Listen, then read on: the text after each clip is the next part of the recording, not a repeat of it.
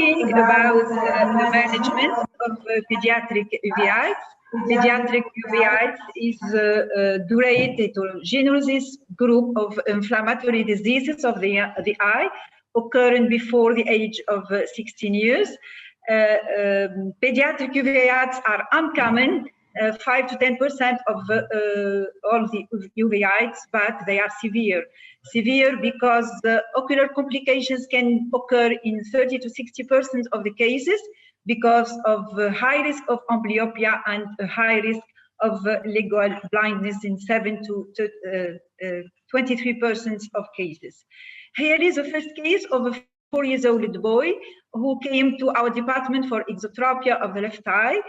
The ophthalmic examination found a vision of 8 to 10 in the right eye with posterior iris synechia, and in the left eye band keratopathy, as you see in the picture, and posterior iris synechia. Investigation concluded to uveitis related to juvenile idiopathic arthritis, and he was treated by steroids and methotrexate. So in the management of pediatric uveitis, we will find many difficulties, and first difficulties are related to the first step, which is diagnosis. In most cases, there is a delay in the diagnosis of uveitis in children because the children don't complain in most cases because inflammation can occur in a relatively calm eye, such as in juvenile idiopathic arthritis, and most or in a great number of children are seen at the stage of complications which lead or can lead to amblyopia. So it's very important to emphasize on the necessity and the importance of screening for uveitis if there is a systemic disease known. This ophthalmic examination can also be very difficult in some young child, and examination under general anesthesia can be necessary. But please don't forget to look or to think about pseudouveitis in young children. In these cases, do not miss tumoral pathology, Coats disease, and in cases of traumatism to search for an intraocular foreign body. When a diagnosis of ocular inflammation is made, it's really very important to find the cause. And this step is not so easy in children also. This is the case of a 13-year-old girl who presented with a decrease in vision and myodesopsia in the right eye. You see in pictures vitreitis, neuroretinitis with optic disc swelling, and peripheral chorioretinal scars. You can see, if you see on the OCT, you can see the macular star, which is not very easy to be seen in the picture, the up, and with the exudatus and a mild serious retinal detachment. After investigation, so we first thought about infection pathologies, especially Bartonellosis, toxoplasmosis, tuberculosis, and syphilis. And finally, after investigation, the diagnosis of toxoplasmosis was made. The patient had for treatment pyrimethamine and azithromycin associated to steroid therapy with a good favorable outcome. So to do etiological diagnosis, you have to be guided by medical history and ophthalmic examination. You will do some tests. Some tests will be systematic, such as count of blood cells, blood serum ionogram, tests for coagulation, sedimentation rate, C-reactive protein, angiotensin converting enzyme, tuberculin intradermal reaction, quantiferon, chest X-rays, and spin and joint X-rays. And then other examination will be guided by your clinical presentation and results of the first exams. We present here our result of our series of 44 children treated in our department for uveitis. The age was about 11 years old. And as you see, in most cases, we didn't find any etiology. And in the other cases, juvenile idiopathic arthritis and toxoplasmosis were the most frequent causes. If you see in literature, you see that juvenile idiopathic arthritis can be the first cause of uveitis in children. Here are some etiological particularities in children. In Behçet's disease, it's always, or in most cases, panuveitis. The outcome is worse than in adult, and first-line treatment must be aggressive. Sarcoidosis is uncommon in children. You will have joints and skin involvement. Anterior granulomatous uveitis with lacrimal involvement and lung involvement is uncommon. In literature, infectious causes represent only 5 to 12% of pediatric uveitis, and toxoplasmos only 2 to 11% of pediatric uveitis. Now, what about treatment and follow-up? This is the case of a 16-year-old boy followed for Behçet's disease and treated with steroids and azathioprine. Vision was 6 to 10 in both eyes, but with persistent macular edema, inflammatory optic disc, new vessels, and periphlebitis. Adjunction of infliximab was necessary with good outcome. Vision ameliorated to 9 to 10. We saw a regression of macular edema and of the optic disc new vessels. During the management of pediatric uveitis, we have really a real challenge for treatment. We have to find the most efficient treatment with less iatrogenic side effects. We have to think about amblyopia and treat amblyopia. Never forget to ask about compliance treatment, but unfortunately, in some cases, we can see chronicity, relapse, or complications of uveitis. These are some guidelines for treatment. For anterior uveitis, treatment is well established. We have to start with the topic steroids and periocular steroid injection. If in cases of severe inflammation, systemic treatment can be necessary with hospitalization, bolus of corticosteroids. If the response is good, we can start progressive tapering. If the response is bad, immunosuppressive agents can be necessary and perhaps more investigations. In intermediate uveitis, systemic corticosteroids are necessary, and if there is any corticodependence, we have to treat by immunosuppressive agents or immunomodulators. In posterior uveitis, the strategy is the same. Don't forget that you have to look for infection causes and to treat the causes before starting any corticosteroids. Immunomodulatory treatment is actually very important and had ameliorated the prognosis of these uveitis.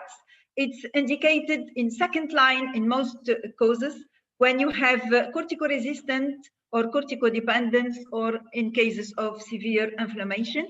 And here you understand that multidisciplinary care is very important. Here are some prognostic factors in pediatric uveitis. Pejorative prognosis are age under 5, male gender, oligoarticular juvenile idiopathic arthritis, positive antinuclear, ocular hypertension, and uncontrolled ocular hypertension. So rigorous monitoring is mandatory because of the risk of amblyopia of deprivation or the rapid onset of complication. To conclude, numerous difficulties of positive and etiologic treatment and in the treatment can be seen in pediatric uveitis. We need to do early positive diagnosis. Multidisciplinary care, is necessary to make the adequate treatment, and this is to prevent complications and amblyopia. And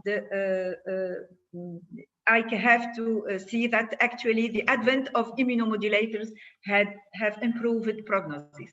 Thank you very much.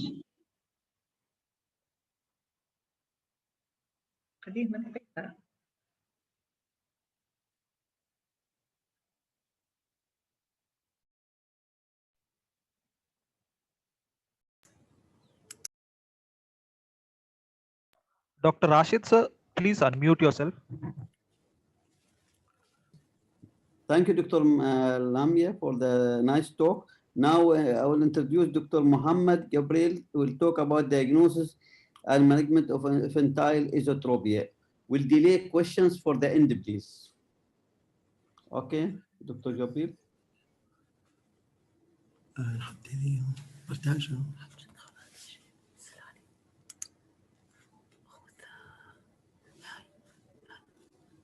Share from down, please.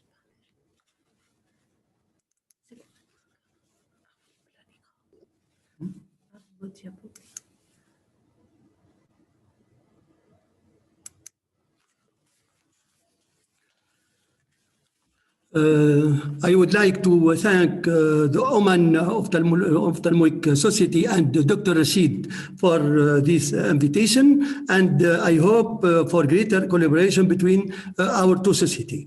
Today I will present you our experience in infantile esotropia. Infantile esotropia or congenital esotropia is a constant non-accommodative deviation occurring in the first 6 months of life in a child without neurological damage. It is the most common form of strabismus. This esotropia constitutes 60% of our patients with strabismus. This syndrome comprises a set of signs, some of which are major, almost pathognomonic, and others are of which are minor. The disease progress over time, and all the signs are not present at the same time. There is a lot of controversy in the management. Clinical characteristic, the first characteristic is the major deviation, typically wide angle at least 30 diopter, permanent and convergence. The deviation is tonic in the first few years, but the contracture leads to mechanical accompaniment of squint. The angle is the same for near and for far. There is also presence of torticollis. The head will be turned to the side of the fixing A. This A move an adduction. The attraction to adduction is responsible for the cross fixation. There is also bilateral limited abduction. Latent nystagmus or manifest nystagmus are present in 40 to 19% of cases. It is pathognomonic. It is most often horizontal, but sometimes it has a torsional or vertical complement. It beats toward the fixation A, increases in abduction.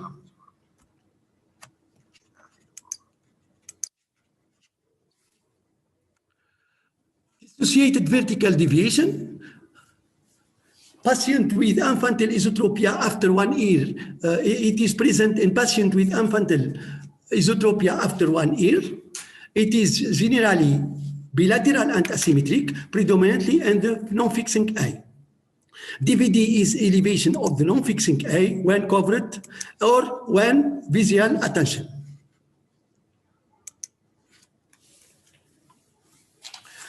There is also inferior oblique overaction, occurs in approximately 70% of patients with infantile esotropia. This is seen as over elevation of the eye and supra-adduction, like this girl.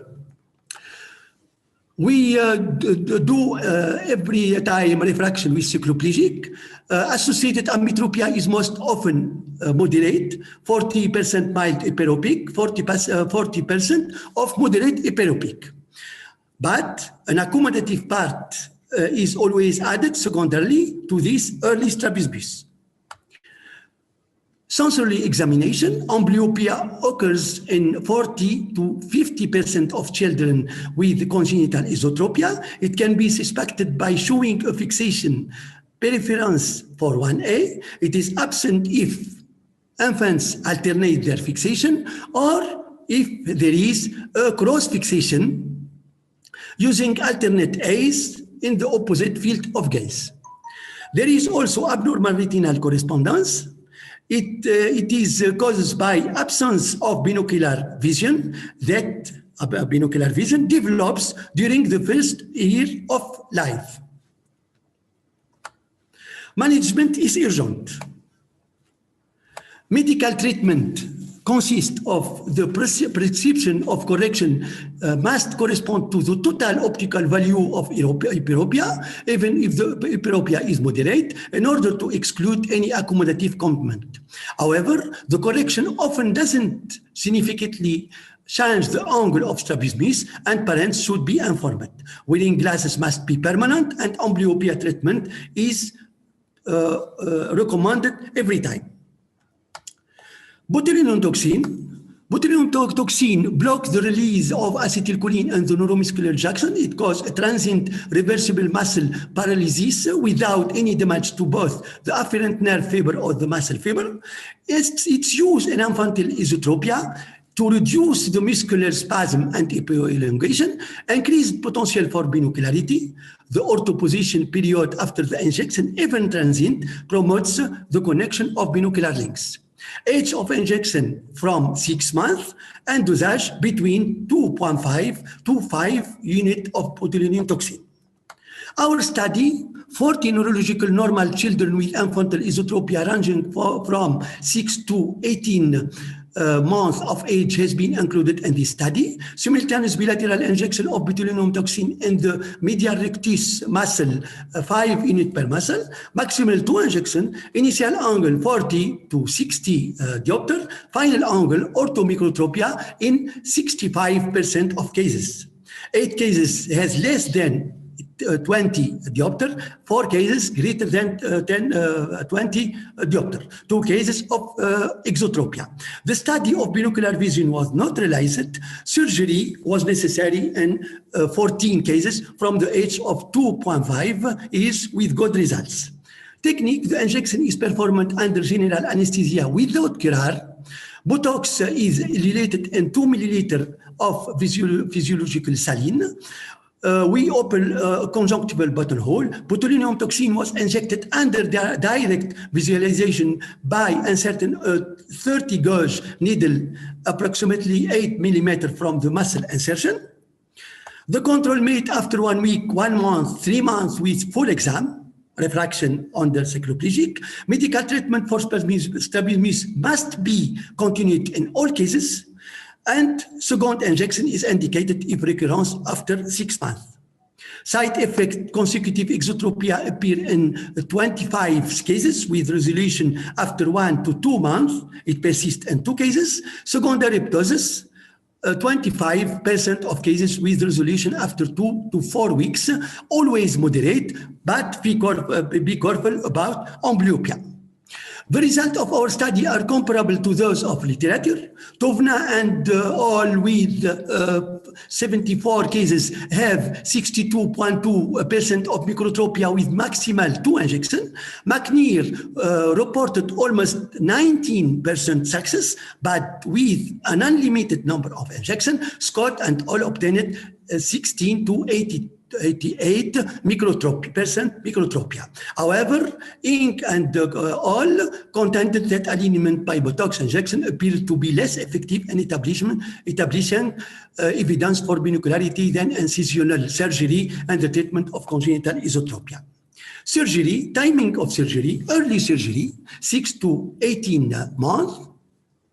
Advantage, increased potential for binocularity and reduced muscle contracture. And the final report of early versus late infantile strabismus surgery study, children operated at age of 6 to 24 months had better gross dioptries, binocular vision, at age 6 years compared with those operated on later. Disadvantage, unstable measurement of angle, high reoperation rate, spontaneous resolution is possible and can lead to exotropia, technical difficulties due to exact measurement of growing eyeball. Late surgery after 24 months, advantage, the growth of the eyeball is completed at the age of 2 to 3 years, Faden operation is possible, stable and reliable measurement, better amblyopia management, lesser chance of reoperation and decreased risk of general anesthesia, but reduced of binocularity and increased of muscle contracture. How to operate? Recession of the 2 medial rectus, our attitude, and the angle, if the angle exceed 45 diopter, we perform surgery on the muscle. Faden operation is associated in severe spasm. Oblique muscle surgery is performed at the same time, and DVD surgery is indicated if the deviation is important or aesthetic. We realize in this case a recession of the superior rectus with electroequatorial fixation at the same time of secondary. Take-home message: infantile esotropia is an association of oculomotor and oculosensory signs present before the age of 6 months.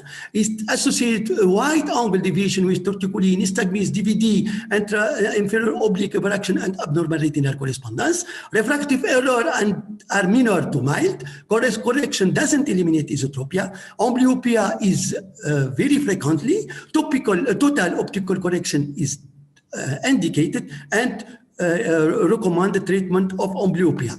Theoretically, the early surgery allows best binocular function. However, technically, this surgery is more difficult in infancy because of the small size of an infant's A and orbit, in addition to lack of stability of the deviation and the possibility of spontaneous resolution. In our experience and our shows, botulinum toxin reduced the angle of deviation in 19% of cases. It avoids intervention in 40 to 64% of cases and may increase potential for binocularity. Surgery, if necessary, will be done after 2 years with excellent results. And thank you for your attention. And welcome to SUS.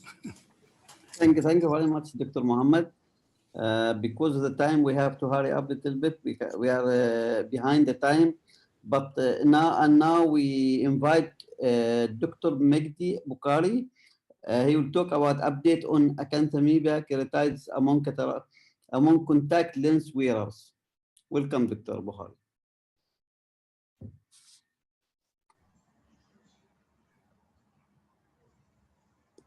Okay, thank you, Mr. Rashid.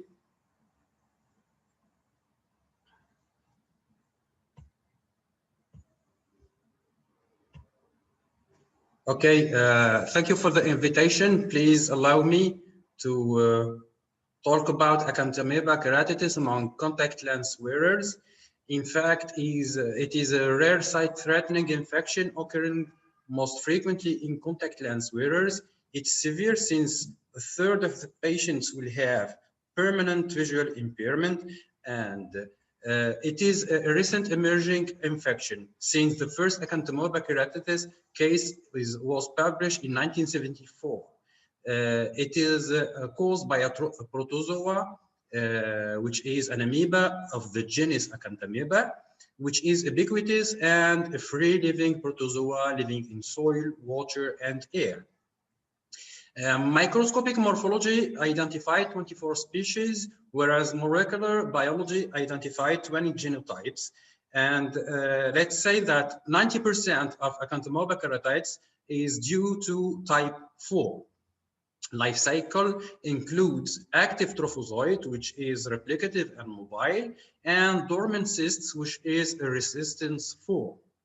It is a rare condition since 1 to 8% of contact lens associated keratitis. The prevalence is variable between countries. The mean age is 36 years old, and there is no sex predominance. The risk factors within contact lens users include cosmetic lenses, soft contact lenses, and frequent replacement of contact lens, and unhygienic contact lens practices, including poor storage case hygiene, swimming with contact lens, using tap water to stop contact lenses topping off, and infrequent case replacement. In non-contact lens users, risk factors include ocular trauma especially. It is a challenging diagnosis since it has a wide range of clinical presentations with diagnosis delay about 3 months and an initial misdiagnosis in 75 to 90% of cases.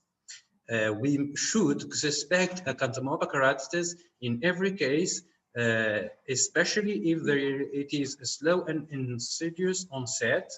atypical clinical signs, and failure of antibiotic or antiviral treatment, even if culture is positive, since it is a microbial infection in 10 to 23%.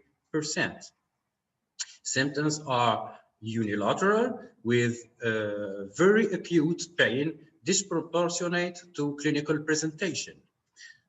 Early signs include epitheliopathy with a gray, dirty epithelium and especially perineural infiltrates, which is pathognomonic. Late signs include stromal infiltration, ring infiltrate, and radial keratoneuritis. Complications include cataract, iris atrophy, glaucoma, scleritis, corneal melting, and chorioretinitis. The diagnosis is challenging, and we can use a lot, so many tools. Direct microscopy of corneal scraping or contact lenses has a poor sensitivity.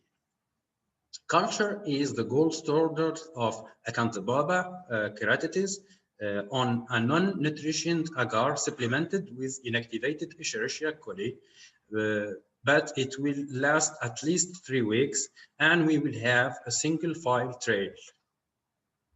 We can also make a corneal biopsy and have a histopathological exam with a poor sensitivity. Nowadays, we can use polymerase chain reaction amplification, which is sensitive and specific, but there is a problem of availability in our countries. Confocal microscopy is a new in vivo, very sensitive diagnosis tool, but difficult in photophobic algic patients, and there is a problem of availability. Evocative signs are bright spots, target signs, clusters, and trophozoite images. The treatment: there is no randomized studies. Usual treatment of Acanthamoeba keratitis combines 1 or 2 biguanidine agents and a diamidine. We will do hourly eye drops tapered after 48 hours, and treatment will last for 3 to 6 months at least. In severe cases, we could use systemic antifungals, and topical steroids may be associated in case of scleritis or limbitis. Collagen cross-linking could be proposed for refractory Acanthamoeba keratitis with promising results. Other tools like laser photokeratectomy, cryotherapy, and photodynamic therapy could be also used. Surgical debridement is very useful since it enhances the eye penetration of eye drops, and we could use in acute stage in case of infection refractory to maximum medical treatment or perforation penetrating keratoplasty. In late stage for corneal sequela, we can perform penetrating or deep anterior lamellar keratoplasty. Recent research focused on nanotechnology using different metals with a possible amiable effects. The prognosis is often severe, related to diagnosis and treatment delay, initial visual acuity, and genotypes other than T4. In conclusion, Acanthamoeba keratitis is a sight-threatening condition needing a prompt diagnosis and adequate treatment. Prevention needs improved education regarding contact lens wear. I want to thank the team of Charnicol Ophthalmology Department, also the teams of the Laboratory of Microbiology and Parasitology, and please come to visit our lovely country, Tunisia. Thank you. Thank you. Thank you, Dr. Boukheri, Majdi, and now Dr. Ahmed Chbil will present his experience in the diagnosis and management of macular telangiectasia type 2. Thank you, Dr. Chbil.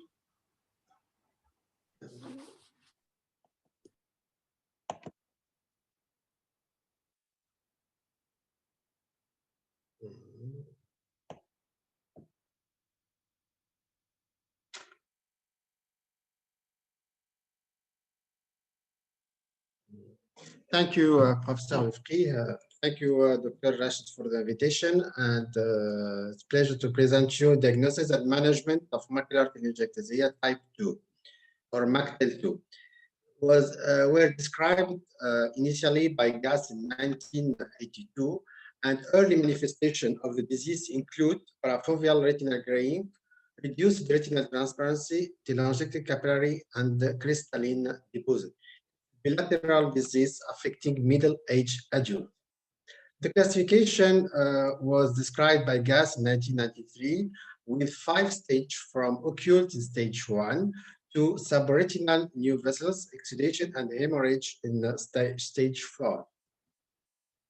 Its primary neurodegenerative disease leads to vascular condition, and the degeneration of malar cells play a very important key role in the initiation of the disease, which leads to induces focal juxtafoveal photoreceptor apoptosis. And for some reason that we don't understand, to vascular telangiectasia formation and intraretinal neovascularization. Multiple reports suggest genetic factors to play a role in MACTEL2, and new concepts were born from multimodal imaging. The fundus fluorescein imaging has been considered for many years the gold standard for the diagnosis of MACTEL2. The classic fluorescein findings is the telangiectic vessels that leak dye in the parafoveal area with fluorescein leakage, not related to cystic spaces. Autofluorescence is very important for the diagnosis and for the monitoring, showing hyper-autofluorescence in the parafoveal region. And the macular pigment description serve as a prognostic marker for disease progression and functional problems.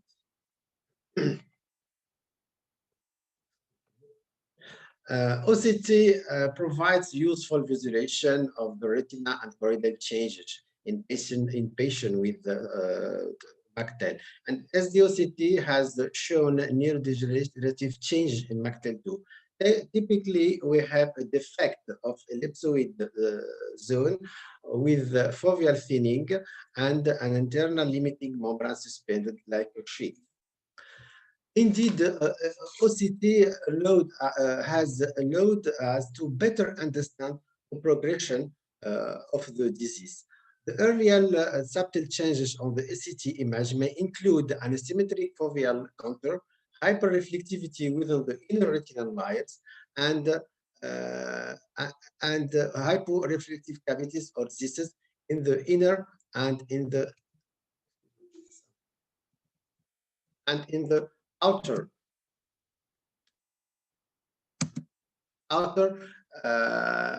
layers until an evolution to the atrophy of the macula.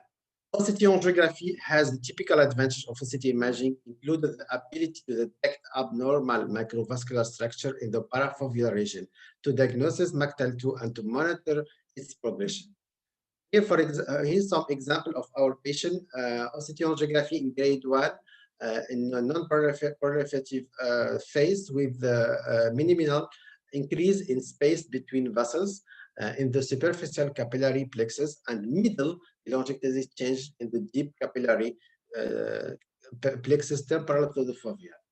Here, an example of grade 2 with increase in space between vessels in the superficial capillary plexus and increased space between vessels and the telangiectatic change in the deep capillary plexus in the temporal and in the nasal to the fovea. Here it's grade 3 with markedly diffuse circumferential vascular anomalies with telangiectatic distorted vessels in the superficial of the deep capillary plexus. And the stage 4, it's characterized by the development of new vascularization in the stage where we can see in the outer of retina. Here, an image of OCT segmented at the level of the deep capillary, which is in purple. And behind, we can see another layer of the capillary in yellow, which are new formed.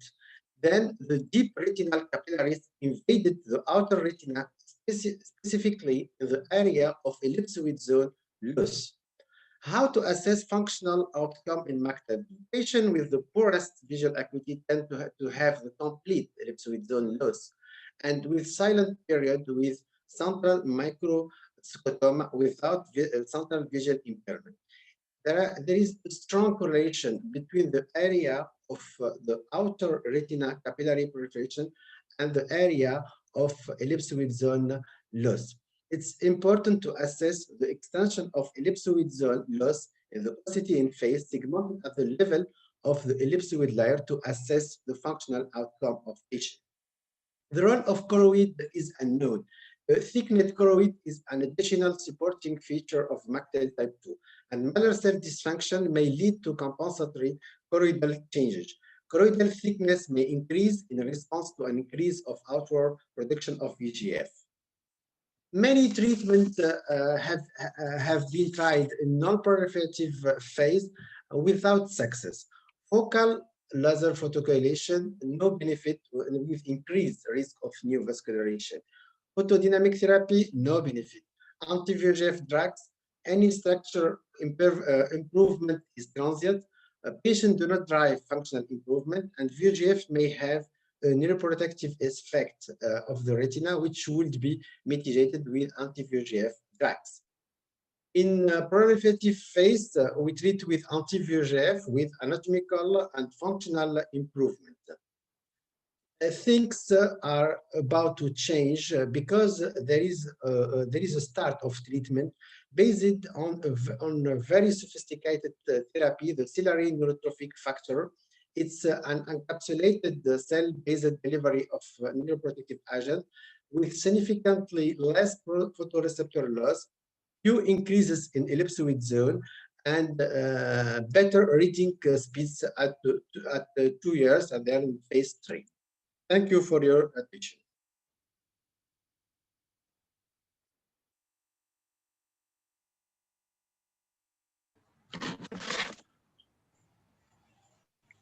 Thank you, Dr. Shbil, for this excellent presentation.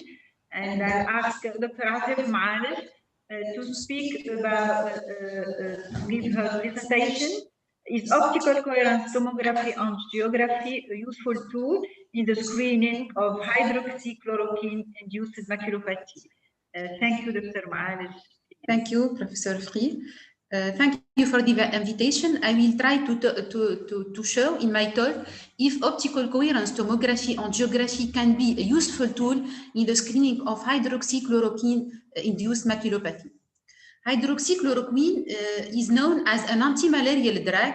It's used increasingly in the management of many autoimmune disorders. Hydroxychloroquine has been already proposed as a treatment for the coronavirus disease since 2019. However, recent randomized controlled trials have shown no benefit of this drug in either post-exposure prophylaxis or treatment of COVID-19. Retinal toxicity is the major and most serious reversible side effect of this drug. The mechanism of toxicity remains unknown.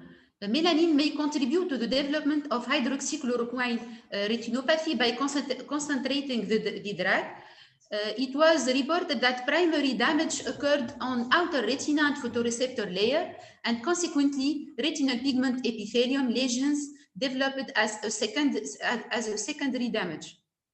Predisposing risk factors associated with the development of this retinopathy include daily dose more than 6.5 milligrams per kilo, cumulative dose more than 1,000 grams, duration of use of the treatment over than 5 years, old age, kidney or liver dysfunction, and pre-existing maculopathy.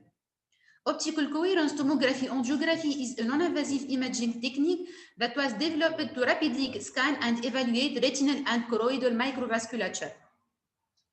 We performed in our department a transversal study in order to assess retinal and choroidal change using optical coherence tomography angiography in patients treated with hydroxychloroquine. We compared, in fact, two groups of 20 patients each. In the first high-risk group, patients have been treated by the drug for more than 5 years, and for less than 5 years in the second low-risk group. Patients with renal or hepatic failure and those using medicine which cause retinal toxicity, like tamoxifen, were excluded from the study. Macular SD OCT, EDI, and OCT-A 6 by 6 millimeters with measurements of central macular thickness, subfoveal choroidal thickness, foveal avascular zone, and whole vascular densities at both superficial and deep capillary plexus were obtained and compared between the two groups. Correlations between the total cumulative dose of the drug, the duration of use, and tomographic parameters were evaluated. Our two groups were matched for the age, the axial length, the dose per day and per kilo. However, duration of disease, duration of use, and cumulative drug dose were significantly higher in the high-risk group. The whole vascular density decreased significantly in the high-risk group compared to the low-risk group in both superficial and deep layers. A significant enlargement of the foveal avascular zone was noted in our study in the high-risk group. This table shows the different OCT and OCT-A parameters and their comparison between high-risk and low-risk group. Both hydroxychloroquine cumulative dose and duration of use had a negative significant correlation with the subfoveal choroidal thickness, while they had a positive significant correlation with the central macular thickness. Hydroxychloroquine cumulative dose and the duration of use had a negative significant correlation with central macular thickness. There were no significant correlation between duration of disease and both OCT-A and OCT parameters. Here are some illustrations of OCT, EDI, and OCT angiography images and the different measurements performed in our study from two patients from the high-risk group and the low-risk group. According to the current guidelines of the American Academy of Ophthalmology, the combination of central visual field, SD-OCT, and multifocal electroretinography tests is currently recommended in the screening of hydroxychloroquine-induced maculopathy. A baseline ophthalmologic examination must be done within the first year. Then, after 5 years, if there are no risk factors, and if we use the suitable dose of the drug. A large multicentric study showed that the prevalence of toxicity was 7.5%, and patients treated with 5 milligrams per kilo have less than 1% risk of developing the toxic retinopathy. This rate increased considerably to reach 20% after 20 years of treatment. Most of studies using OCT-A in the screening of hydroxychloroquine-induced maculopathy concluded that there is a significant superficial and deep capillary density loss in the high-risk group with a thinner choroidal vasculature and a significant enlargement in the foveal avascular zone. Cumulative dose and duration of use were correlated with each these reporting findings, and our results are consistent with these studies. In conclusion, retinal toxicity is the major complication of hydroxychloroquine use, which can lead to an important visual loss. The early diagnosis is the key to better management and successful treatment. Microvascular changes on OCT-A can help early detection of this retinopathy. And these findings not only consider OCT-A as a possible screening option for hydroxychloroquine retinopathy, but might also help in better understanding the pathogenesis of this disease.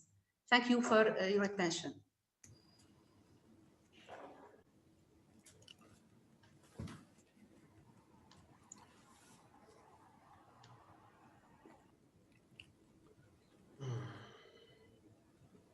Dr. Lamia, hello? Hello? This last talk, is that right? So last no talk, questions? Yes. No, we did not receive any questions. And we thanks Any question from the other our speakers? Any question to anybody? No question. Thank you very much. Thank you for nice. I thank Dr. Lamia for the organizing this talks, and we thanks all the speakers from Tunisian. We don't say you are contributing, you are brothers. We are partners and brothers. Long time we had many times we had a speaker from Tunisia, and we love to have them always. And we hope that next time this COVID-19 disappear and you'll be able to see Muscat. You will like Oman, as you saw. You showed me one of you. I forgot which doctor showed me the beach.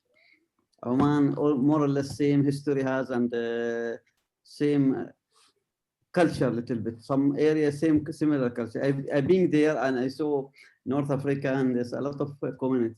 Thank you very much for nice informative talks. And I was asking, I'm not pediatric ophthalmologist, actually I'm more cornea and retina. But I asked when my colleague, she's pediatric ophthalmologist with us, she was very happy about the talks, especially the pediatrics talks about strabismus, about cornea, about everything. And thank you very much and great chance for us. And we hope this will come again and again. And we love to work together. Thank you very much. Thank Okay. you. Thank you. Thank you. Thank you. Thank you. Have a nice evening. Thank you. Shukran. شكرا. شكرا.